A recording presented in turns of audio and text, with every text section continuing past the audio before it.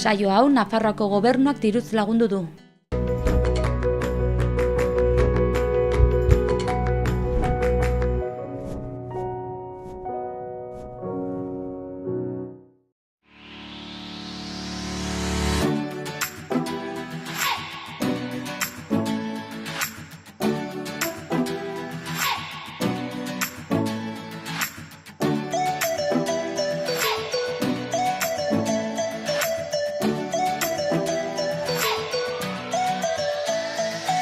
Arratsaldeon eta ongetorri apirilaren 24ko saiora. Gaur elkarrizketa bat izango dugu eta pasaren astean iragarri egin genuen, baina arazo teknikoak izan genituen, beraz gaur errepikatu egingo dugu. Errepikatu guretzat egin bai genuen, baina zuek ez zenuten ikusteko aukerarik izan, beraz gaur Zerminetik Nerea Aranabaztan etorriko da eta zeri buruz hitz egingo digu. Eta zuk zer markatzen duzu izenburua daraman kanpainari buruz. Zer ikusia du errentaren aitorpena egitearekin. Badakizue hor laukitxo bat dagoela aukera ezberdinekin, eta ze aukerak dauden eta ze garrantzia duten markatzeak di buruz hitz egingo digu aipatu dugun moduan Zerminetik etorriko den Nerea Aranabaztan. Hori elkarrizketaren tartean. Aurretik betikoa, agenda, efemerideak, egunkariak eta albisteak eta saioari bukaera emateko bisita gidatu bat eskainiko dizuegu. Egun hauetan Aste Santuan zehar eta apirilaren hasieratik eta gero Aste Santua bukatu ostean jarraitu egingo dute eskaintzen, bisita gidatuak izango dira Salesas eraikina ezagutzeko. Iruñeko mankomunitateak antolatutakoak dira, Salesas eraikina orain dela urte batzuk arte, 21. mendearen hasieraren 2004 uste dut izan zela, 2004 urtera arte komentu bat izan zen, klausurako mojak bizi zirenan, beraz misterio hori dauka, interesgarria dena, eta orain Iruñerriko mankomunitatean bilakatuko da. Orduan, aldaketa hori gertatu baino lehen, hau izango da azkenengo aukera nolakoa den ezagutzeko eta zen nolako bizimodua eramaten zuten monja horiek. Oso interesgarria, han izan zen Saloa Telebista, han izan ginen eta orain zuek ikusteko aukera izango duzue, baina hemendik animatzen zaituztegu ere bisita gidatu horietan apuntatzera. Horretarako Iruñerriko mankomunitatearen webgunera jo. Orain has gaitezen gaurko programarekin, efemerideak.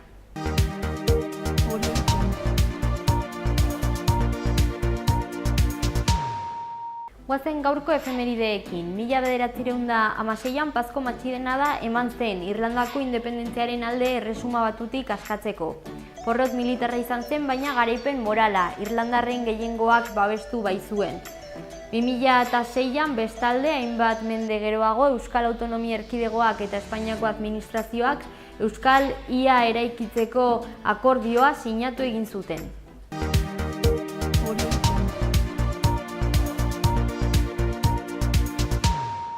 Apirilaren 24ko lerroburuak. Apirilaren 14an Jarauta kaleko pisu batetan talde bortxaketa baten biktima izan zela salatu egin zuen emakume batek. Iruñeko udalak auzian herri akusazio gisa aritzea eskatu egin du. Kultura departamentuak zinema enpresa eta profesionalei 15.000 euroko finantzazioa eskaintzeko deialdia egin du. Xedea, azoka, jaialdi eta ekitaldei profesionaletan parte hartzea diruz laguntzea da. Aste Santuan Iruñeko hotel eta landa ostatuak ia 100% bete egin dira. Arte dramatiko alorrean kalitatezko irakaskuntza artistikoa eskaintzeko helburuarekin, Hezkuntza Departamentuak Nafarroako Antzerki Eskolarekin hitzarmena sinatu egin du. Apirilaren 30 arte denboraldi honetan izaera ez profesionaleko nazioko elite lehiaketa ofizialetan parte hartu duten kirol entitateek diru laguntzak eskatu ahalko dituzte. Iruñeko udalak 456.000 euro bideratuko ditu argitaratu duen deialdi honetan.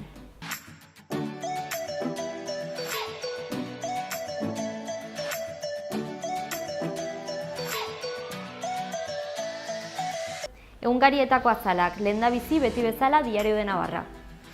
Lerroburu hau nabarmendu dute. Sánchezek hiritarron alderdiarekin itun bat egiteko bidea ixten du bigarren eztabaida latz batetan. Azaleko argazkia berri horrekin doa, bertan aipatutako eztabaidan parte hartutako 4 hautagaiak ageri direla eta. Diario de Notiziaseko titular nagusian 33.000 nafarrek desgaitasuna dute eta erdia baino gehiagok laguntzak jasotzen dituzte. Azaleko argazkian Iruñeko liburua eta lorea ekitaldia ikusi daiteke. Hots, liburu azoka nazioarteko liburuaren eta Sanjurgiren egunean. Izenburua oparatu dute. Gazteriak liburuaren eguna animatzen du. Gara egunkariko lerroburu nagusian, Eusko Alderdi Jeltzaleak eta EH Bilduk estatuko fokuetatik kanpo erreibindikatzen dute. Azaleko argazkiak garak pairatzen ari duen espoliazioa dela eta hedabideak antolatutako musika jaialdiari egiten dio erreferentzia. Titular hau dago alboan.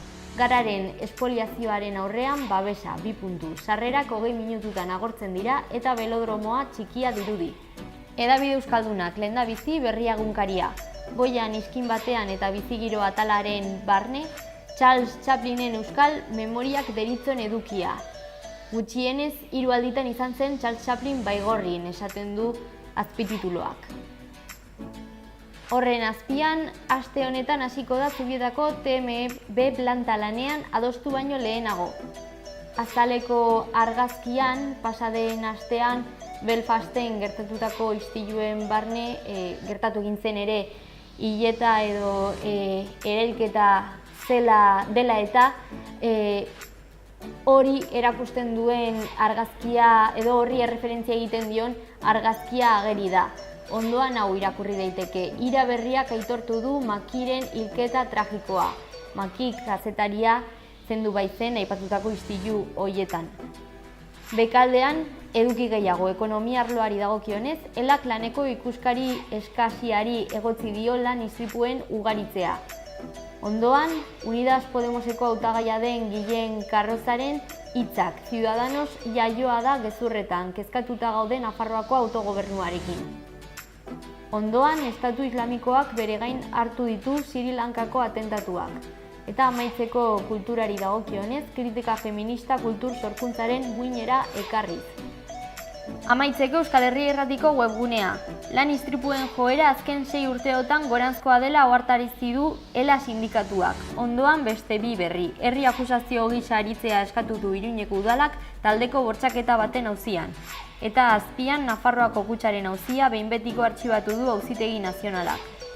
Zuzenketa bat, berri egunkariari dagokion berri batetan, ezen Belfasten gertatu aipatutako istilu horiek baizik eta Derry hirian.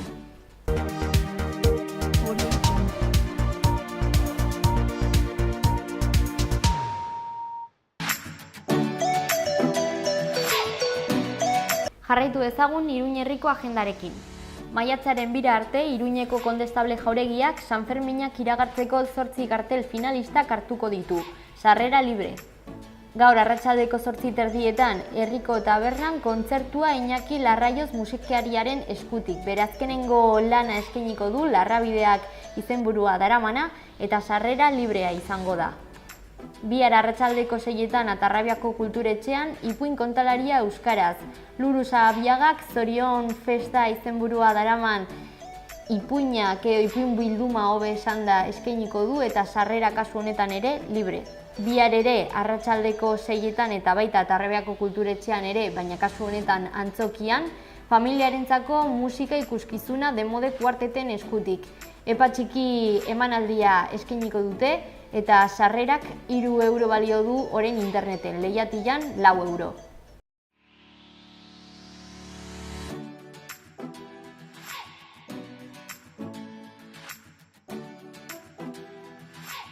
Hodei arteak goiz partean, arratsalde gau partean zerua lainotsu geratuko da eta ikaitzak joko du, baliteke txingorra ere botatzea.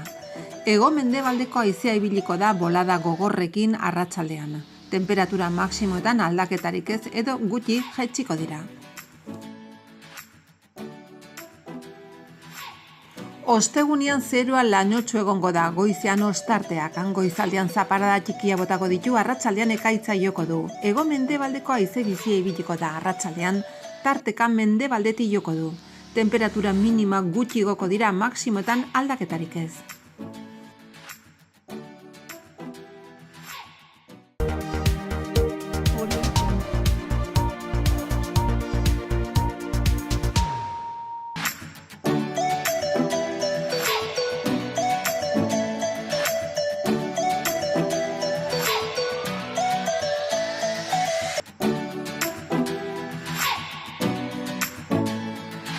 Iruñerriko berriak edo albistea, kasteko Galarko zendea. Maiatzaren 3 ostiralarekin txangoa prestatu da zendean erroldatuta dauden adintsuei zuzenduta.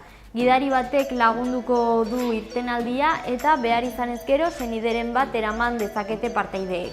Udala kantolatuta goizteko 9:00etan irtengo da txango hau. Eta zendeako herrietatik buelta bat emanez hasiko da. 11:00 eskainiko da klub nautikoan eta ondoren bisita gidatu bat gauzatuko da Agurainetik. Hor Bazkaldu 3:00 eta 6:00 zendeara itzulera burutu egingo da. 5 euro balio du inskribaketak eta apirilaren 28 baino lehen burutu behar da udaletxean. Eguesibarrekin jarraituko dugu. Aurrekontu parte hartzaileak nola erabiltzeko 3 proiektu hautatu egin dira. Pump track ibilbidea alde batetik, Sarrigurenen parkur bestetik eta bukatzeko Aurrendako naturparkea Herripagainan. Orain auzokideek bozkatu ahal dituzte 3 proiektu hauek zehatz-mehatz apirilaren 28 arte eta valledeguesparticipa.com webgunearen bitartez. Berri gehiago Eguesibarren. Ibilgailu elektrikoak kargatzeko 6 eremu jarri dira. Non, zehazki Eguesen, Olatzen, Gorraizen, Badostainen eta 2 Sarrigurenen. Doako zerbitzua da eta iOS eta Android aplikazio edo txartel baten bitartez burutu behar da karga hori. Txartela udaleko herritarrendako arreta bulegoan eskatu daiteke doainik, goizeko 8:30 eguerdiko 2:30 arte. Ibilgailuei buruz hitz egiten jarraituko dugu, oraingoan txirrindulen edo bizikleten inguruan arituko gara. Eguesibarreko hiritarrek bizikletak, txirrindulak erosteko laguntza ekonomikoa jasotzeko aukera dute. Eskaerak ekainaren 30 arte aurkeztu daitezke eta oinarriak eta bestelako informazioa udalaren webgunean aurkitu daitezke. Hori baino lehen maiatzaren 4 larunbatarekin kontzejuen eguna Eguesibarren ospatu egingo da. Aurten Eguesibarri egokitu zaio. Egitarauak berrikuntzak ditu. Adibidez, Zalduako zubiaren eta mendiaren txokoaren deritzon tokiaren arteko kronoeskalada egiteko aukera sartu da. Ez da bakarra, programa osoa udal web orrian zintzilikatu dute interesatuek hor kontsultatu dezaten. Ohikoa den bazkarirako txartelak salgai daude jada dagoeneko maiatzaren batera arte. Udalaren herritarrendako arreta bulegoan eta Olazko eta Sarrigurengo kirol instalazioetan eskuratu edo erosi daitezke. Pasa gaitezen Ezkabartera. Foru Gobernuak trazadura proiektua, hau da N121A errepidea bilakatzeko ekimena, tuneletik Olaberaino, Ezkabarteko udalari igorri egin dio. Orain proposamenak, iradokizunak, alegazioak edo bestelako ekarpenak egiteko aukera dago. Maiatzaren 15 arte zehazki. Informazio guztia udal bulegoetan eta udal web orrian aurkitu daiteke. Izan ere, azkenengo honetan udal plataforma digitalean esteka baten bitartez obraren xehetasun guztiak aurkitu daitezke. Bukatzeko ezagutu ditzagun Iruñeko berriak. 19 urteko iruindar bat fidantzarik gabe espetxeratu dute Iruñean 4 sute nahita eragin izanagatik. 48 ordu baino gutxiagoko denboran sortu zituen aipatutako sute hauek hiriko puntu ezberdinetan 10 ibilgailu errez, 6 auto eta 4 motor. Garraioen harira atzo apirilak 23 asteartearekin kotxe batek 72 urteko emakume bat harrapatu zuen atzerako martxan zebiltzanean. Arrotxapea auzoan gertatu zen. Emakumezkoa zauritua Nafarroako ospitale gunera eraman egin zuten. Berri gehiago Nafar hiriburuan. Gaur asteazkenarekin apirilak 24 eta ostiralean apirilak 26 Iruñeko orkidea basatiak ezagutzeko aukerak izango dira bisita gidatuen bitartez. Hitzorduak arratsaldeko 7etan 2 Iruñea lorea da deritzon programaren parte dira eta doako ekintza edo jarduera izan arren inskribaketa beharrezkoa da.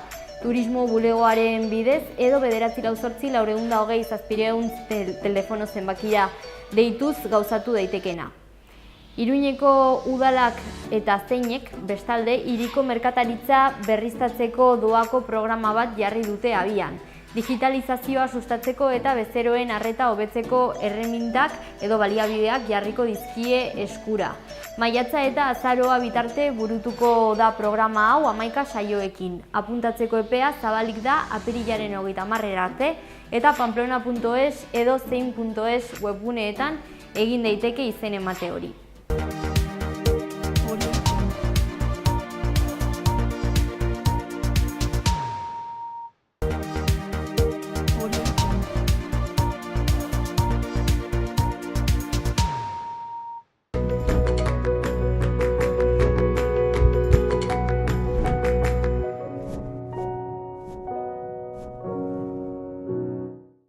Guazen gaurko elkarrizketarekin, esan bezala Nerea Arana Baztan etorriko da Zerminetik eta zuk zer markatzen duzu deritzon kanpainari buruz hitz egiteko.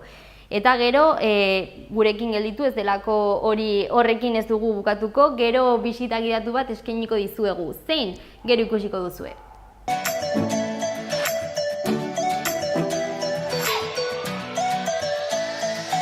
Errentaren aitorpena egiteko garaia da eta testuinguru honetan eta zuk zer markatzen duzu deritzon kanpaina abian da.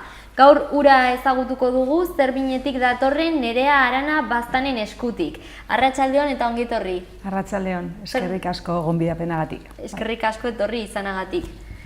Orduan, esan dugu Zerbinetik zatozela zure kasuan, baina ekimen honen atzean erakunde gehiago daude.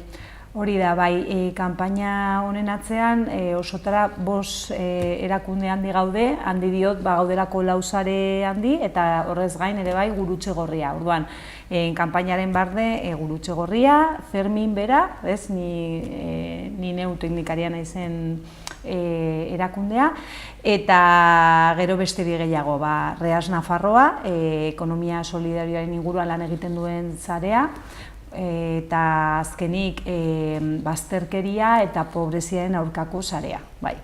Eta, bueno, ere bai, barkatu, beste sare bat, kooperazioaren inguruko koordinakundea, bai. Orduan hor 5, bai. Eta zer batzen zertan datza kanpaina hau? Kanpaina hau badaramagu ja urte batzu jarraian aurrera eramaten, eta gure lema bada zer markatzen duzu, eta gure helburua erraita aitorpenean biztanleriak jakin dezala baduela lauki bat markatzeko aukera, eta lauke hori markatzekotan, laukia helburu soziala deitzen da, eta lauki hori markatzekotan orduan lortu dezakeela bere zergen kopuru bat joan dadila gure programak eta gure proiektua finantziatzeko, ez? Eta horregatik gure helburua bada geroz eta jende gehiago jakin dezala aukera hori duela, bideratu dezakela beren zergen kopuru bat azkenik jendearen bizi baldintzak hobetzeko programak duten helburuetara, ez? Bai, pertsona fisikoen errentaren gaineko zergaren lauki hori markatzeko aukera ezberdinak daude eta aukera horietako bat da horrelako programa hauek diruz laguntzea. Ze beste aukerak daude? 4 aukera osotara, ez? Lehena guretzako, horretarako egiten dugu kanpaina hau da, gurea bakarrik markatzea, beste aukera bat bada Elizari markatzea, Elisa Kazilla dioen bat, eta bestea utzik ustea, eta 4. bat Bikasillak markatzea, ez? Orduan, gurea markatzekotan, gure proiektu eta programetara doa dirua finantziatuta, hau da, guk beti azpimarratzen duguna da, ez ditugula finantziatzen gure egitura, gure ordenagailua, gure lakairua, baizik eta zuzenean diru hori doala eragin zuzena duena, pertsonengan eragin zuzena duten proiektuetara, ez? Eta orduan, haien artean, gure erakunden artean, gehiengoa ez da Elizaren ingurukoa, baina badaude batzuk ere bai, Elizaren ingurukoak direnak eta proiektuak egiten dituzunak bazterkeriaren kontra lan egiteko edo kooperazioen inguruan, eta bar. Elizari markatzekotan bada bere egitura finantziatzeko, eta gero bi kasiak markatzekotan banatzen da dirua bion artean, eta gero utzik ustekotan arka orokorretara joaten da dirua, ez? Orduan ja gobernuak, segun eta gobernu dagoen, erabakitzen du nola bideratu diru hori, bai. Zergatik helburu sozialak markatu behar?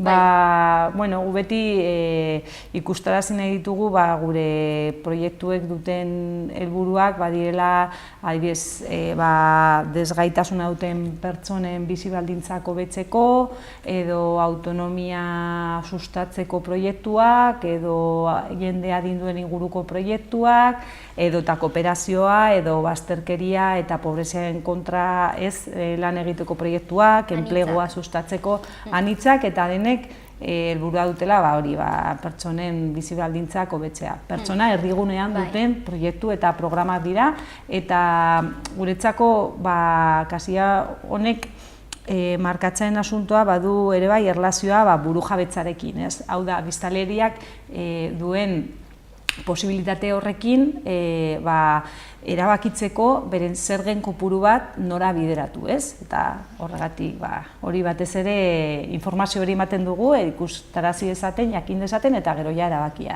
hartzeko, ez? Jakin ondoren, ez? Zer dagoen eta ze aukera dauden, bai. Zer suposatzen du aitorleentzat? Hori da oso galdera ona bai, ze askotan azpimarratzen duguna da kanpaina honetan, ez? Eta bada justu horren inguruko erantzuna, ez? Eta ez du suposatzen ez diru gehiago ordaintzea, ez da diru gutxiago bueltatzea ere, ez? Orduan, naiz eta errenta aitorpena egina duzuen, oraindik jakin dezazuen, jendeak aukera duela aldatzeko hori, eta ez da berriro egin behar errenta aitorpena, ez ezer.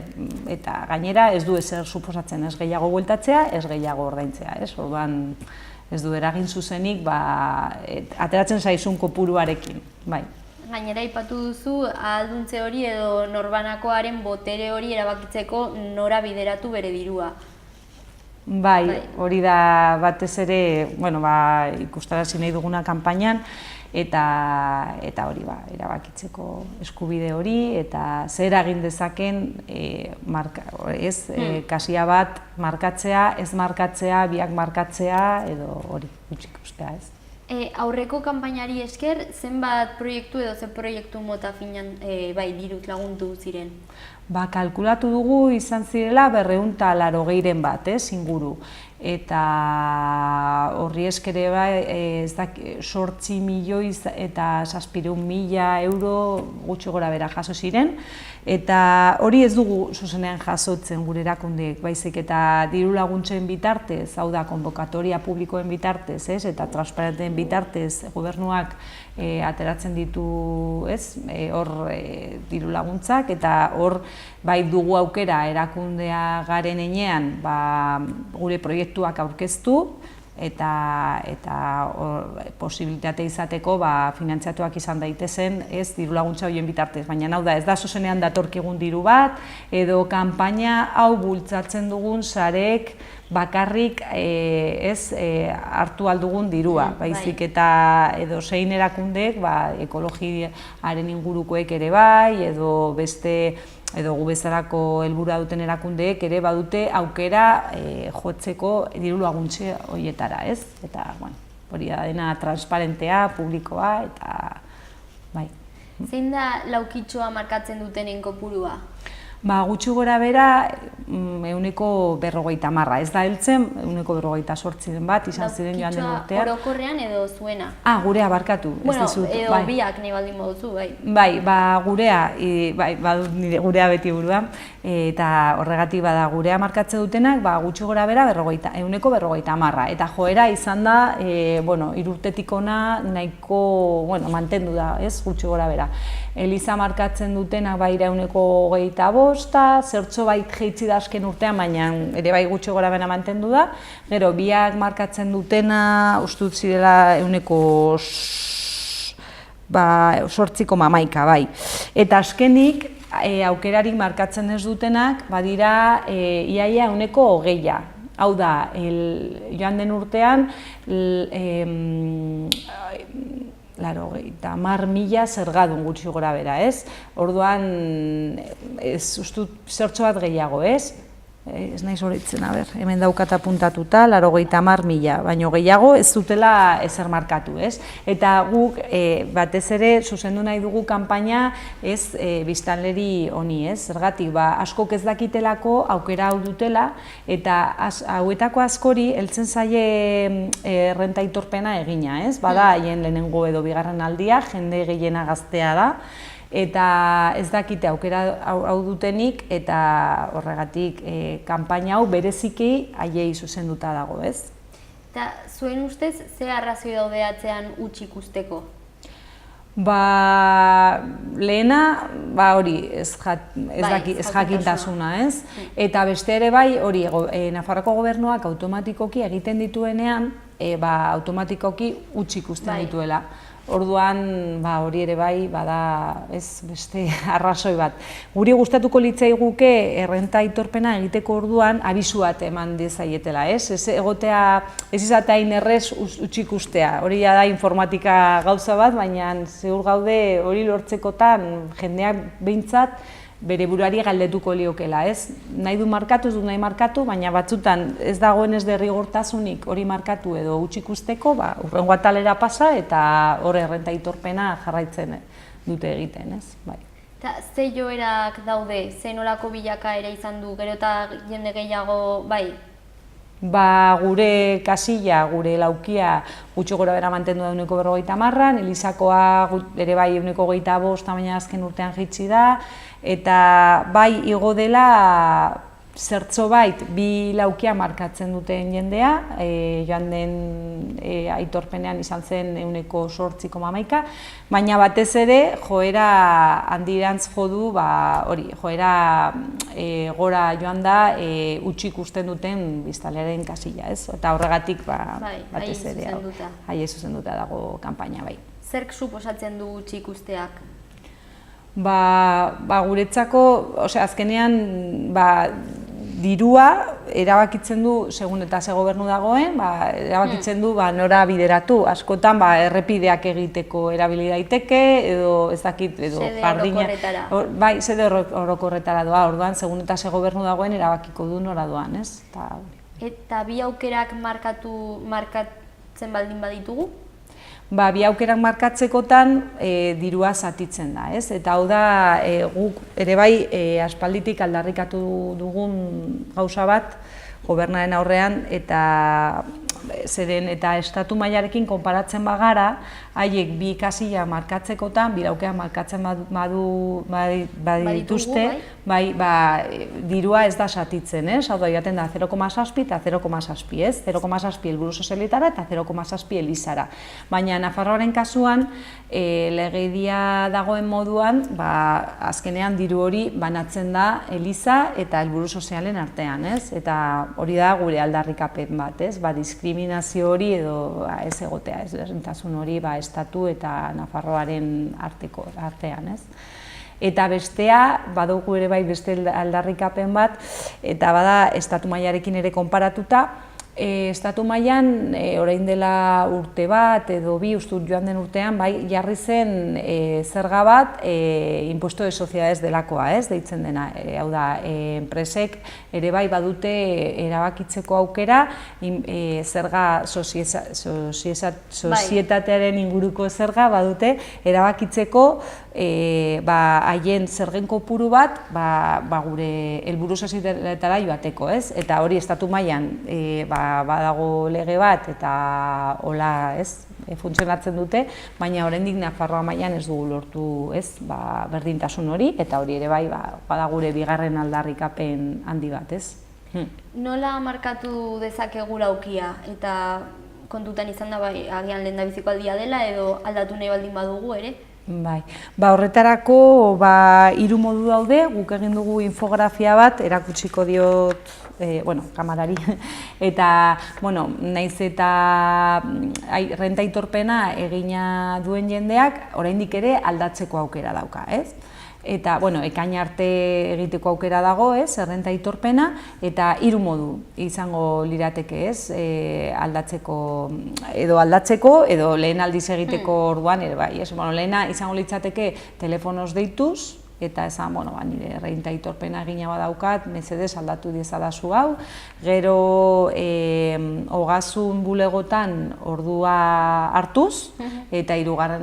Web orrian, ez? Eta hemen bertan, hori, azkenean 3 moduak, ez, azaltzen ditugu, erresteko, ez?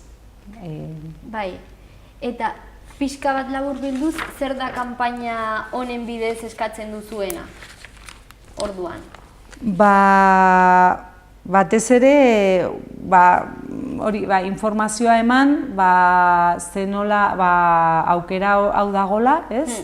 Zer eragin daukan, eta batez ere biztanlera animatu gu bezalako erakundek egiten ditugun proiektuak eta programak finantziatzeko lagun dezakela, eta horrek ere ez duela eraginik gehiago bueltatu edo gehiago ordaintzeko bere errenta aitorpenean, ez?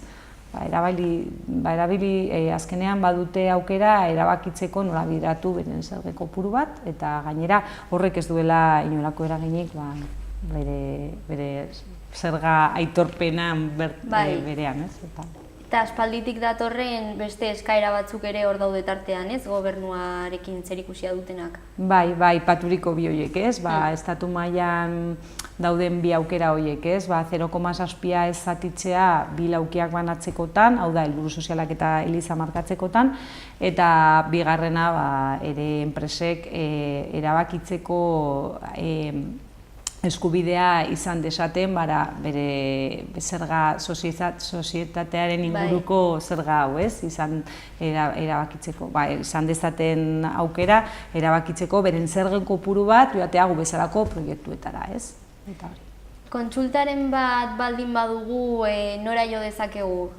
Gu bezalako erakundeetara, ez? Azkenean guk kanpaina bultzatzen dugun erakundeetara, Fermin edota lehen aipaturiko beste lauak, ez? Edo Gurutze Gorria, edo kooperazioen inguruko koordinakundea, edo pobreziaren aurkako sarea, edo Arreas Nafarroa, ez? Ez dakit zer gehiago azpimarratu edo nabarmendu nahi duzun, aipatu ez dena? Nik uste esan dugunarekin nahikoa, bai. Orduan, mila esker Nerea gurekin egon izanagatik. Zuei, gonbidapenagatik. Hurrengora arte. Hurrengora arte.